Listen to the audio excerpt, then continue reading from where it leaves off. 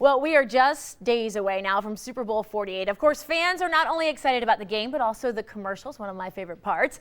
Of course, the question is, do you remember some of your favorites? Joining us now to talk about some of the best ads of all time is Rick Laney, public relations and advertising expert. Rick, thank you so much for coming in. Thanks for having me, Kristen. You know, we need to talk a little bit about how did the Super Bowl gain all of this traction and get this reputation for really being the big event for commercials. You don't hear about the commercials for the Grammys or anything else. It's always the Super Bowl. It is the Super Bowl, and it's primarily because of the viewership. You have over 100 million viewers watching that, and it has become over the years every bit as important for the advertisers as it is for the two football teams playing in the game. Is it because the Super Bowl also has such a wide variety of viewers? You're not just getting women, you're not just getting men, you're getting families and people all across the country. That's true, but it's also part of the reason is the fact that 78% of the people who watch the game say that they're watching primarily for the commercials, and so the commercials have become a big part of the Super Bowl. You know, when I think back of some of my favorites, the Coca-Cola commercial with Joe Green always comes to mind. I think we have it. Let's go ahead and play this real quickly.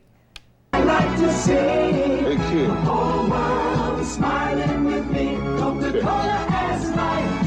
Have a Coke and Thanks, Mean Joe. smile.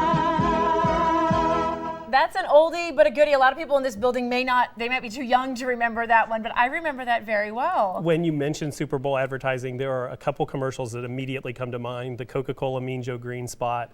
Apple did the Macintosh 1984 spot in 1984. That's another one of those iconic spots, and they immediately come to people's mind when you mention them. You know, now when you talk about these commercials, a lot of them kind of get leaked out. Some of them go viral, and we see them both before and after over and over again. Tell me a little bit about how that's changed the game, so to speak. Well, the internet has certainly changed it. It's no longer about just owning the game. It's about owning the entire month or 2 month period surrounding the game, and YouTube and other ways that people can share those videos has become a big part of it. Volkswagen's Darth Vader ad from 2011 is the most virally shared ad in Super Bowl advertising history.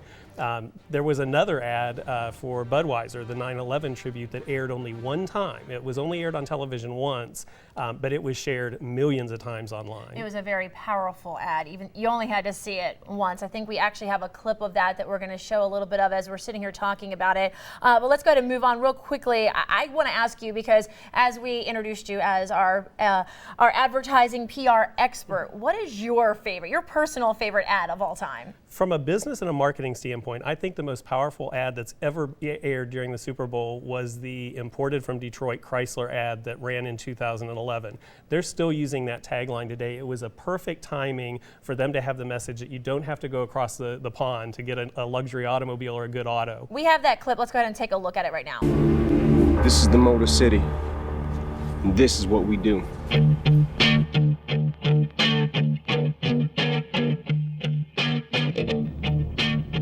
As soon as you hear that music, you know exactly what the advertisement is for now. And of course, M&M is another Detroit icon, and so it was a nice tie-in to their message of imported from Detroit. It was a great branding piece, great positioning, and it effectively drove sales for Chrysler. What are we talking about cost per ad this year? Advertising is $4 million for 30 seconds, or if you want to talk in terms of seconds, it's $133,000 per second. Wow, that is just absolutely amazing. Should we expect any surprises, any new companies or anything like that popping up this year? I think there are going to be some very exciting ads. Some of them are already getting buzz, which is exactly what the advertisers want. There's a lot of talk about the Full House reunion. Yes, I'm dying to see that one in its entirety. And so yes, I believe there will be some surprises. Chrysler is notoriously quiet about what they're doing, and they're doing the same thing again this year. They're not talking about what their spot's going to be, but I think there'll be a lot of surprises. All right, Rick, we really appreciate your time. Always a bunch of fun, and such a fun topic. Everyone's talking about it. Thank you so very much. All right, everyone, we will catch up with Rick next Monday as well, right here at 5:30 to recap all of the best Super Bowl ads from Super Bowl 48. You don't want to miss it. Thank you for joining us. I'm Lori Tucker. More than 111 million Americans tuned in for the Super Bowl last night. That's enough to rank the game as the most watched U.S. telecast of all time.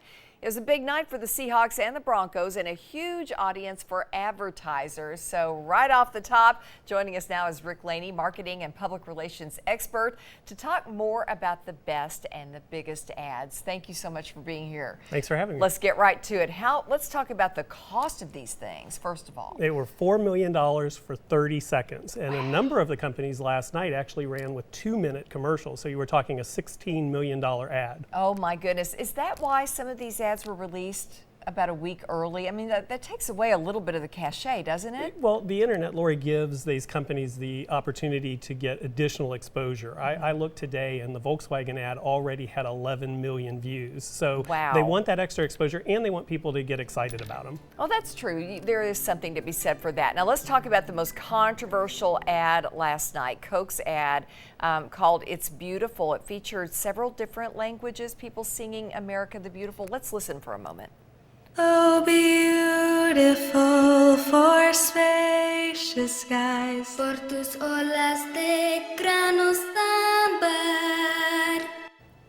So what do you think, Rick? I think it was a great ad. That is the consistent message that Coke has delivered since 1971. For more than 40 years, starting with I'd like to teach the world, to sing. They have been delivering this global brand message. And I thought it was a home run. I thought it was a great spot. It was beautifully produced. The controversy in my mind is somewhat ridiculous. It's the same message they've been delivering. I have to agree with you. I think it was just so well done and beautiful. Let's move on to the Volkswagen Engineer Gets His Wings. Is this a great ad? Let's talk about how it worked. It was. If you watched those commercials last night, it ran the full spectrum of emotion. You had funny, you had smart, you had touching. Volkswagen was a lot of those things, and it was funny, but at the same time delivered a very strong message about their company, that their cars reach 100,000 miles. I thought it was a great ad. Yeah, it was awesome. And very quickly, we don't have this one, but I just want to mention the Tebow ad.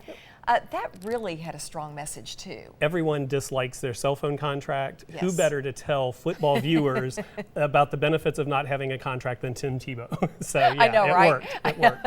Another popular theme you mentioned is nostalgia. Lots of nostalgia last night. You had the cast of Full House. You had the 80s ad for Radio Shack. That was another. I thought that was a strong ad. It's always a risk when a company tells the entire world that their stores are outdated, but they're going to try to make them better. And that's pretty much the message Radio Shack delivered last night. And they did it in an effective way. Now they have to deliver on that promise. That's the thing. We're going to have to wait. What do you think? Let's check in next year and see if it worked. We'll check in. Hardee's did that not too long ago. Hardee's told the world they had dropped the ball and tried to make it better. Interesting. Is it working for them? Hardee's has made some steps, yeah. All right. And one ad, we have to talk about this, that was not on TV last night was JCPenney. During the game, I don't know if you noticed that a lot of people were on Twitter, obviously. JCPenney posted a couple of tweets.